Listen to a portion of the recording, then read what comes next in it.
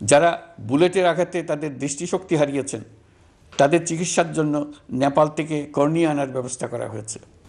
অভিযুক্ত যত শক্তিশালীই হোক, যে বাহিনীরই হোক, তাকে ছাড় দেওয়ার কোনো সুযোগ নেই।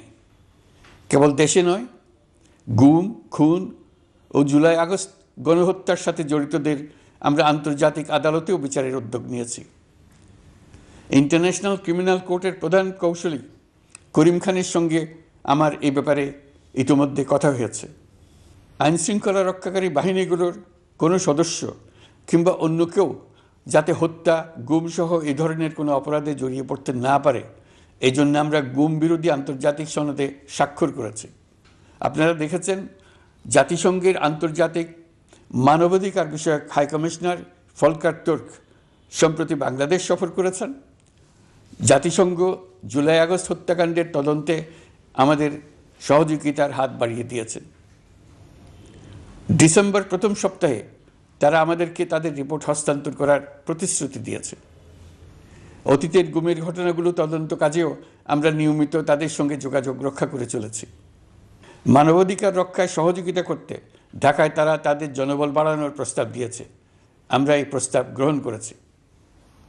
প্রিয় দেশবাসী, আমি আগেও জানিয়েছি, আবারও জানাচ্ছি, গণ অভ্যুত্থানে সকল শহীদদের পরিবারকে পুনর্বাসন করা হবে, একজনও বাদ যাবে না। সকল আহত শিক্ষার্থী, শ্রমিক, জনতার চিকিৎসার সম্পূর্ণ ব্যয় সরকার বহন করবে। আহতদের দীর্ঘমেয়াদী এবং ব্যয়বহুল চিকিৎসা এবং শহীদদের পরিবারের দেখাশোনার জন্য স্বাস্থ্য মন্ত্রণালয়ের নেতৃত্বে একটি পূর্ণাঙ্গ তালিকা প্রস্তুত করা হয়েছে। প্রতিটি শহীদ পরিবারকে সরকারের পক্ষ থেকে 30 লক্ষ টাকা দেওয়া হচ্ছে। যারা বুলেটের আঘাতে তাদের দৃষ্টিশক্তি হারিয়েছেন তাদের চিকিৎসার জন্য নেপাল থেকে কর্নিয়া আনার ব্যবস্থা করা হয়েছে এবং যাদের প্রয়োজন তাদেরকে সরকারের পক্ষ থেকে বিদেশে চিকিৎসার জন্য পাঠানো হচ্ছে। জুলাই অভ্যুত্থানের কোনো শহীদ এবং আহত ছাত্র, শ্রমিক, চিকিৎসা সেবা এবং পুনর্বাসন পরিকল্পনা থেকে বাদ যাবে না। এটি অন্তর্বর্তীকালীন সরকারের অঙ্গীকার। এই গণ অভ্যুত্থানের শহীদের স্মৃতি ধরে রাখতে গঠিত জুলাই শহীদ স্মৃতি ফাউন্ডেশন বেশ পাকাপোক্তভাবে তাদের কাজ শুরু করেছে।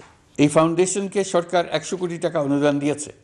এছাড়াও জুলাই আগস্ট বিপ্লবে শহীদ পরিবারের পুনর্বাসন ও আহতদের সর্বোত্তম চিকিৎসা নিশ্চিত করার জন্য সমাজ কল্যাণ মন্ত্রণালয়ের পক্ষ থেকে $5 মিলিয়ন একটি বরাদ্দ প্রস্তাব অর্থনৈতিক সম্পর্ক বিভাগের মাধ্যমে বিশ্ব ব্যাংকে পাঠানো হয়েছে।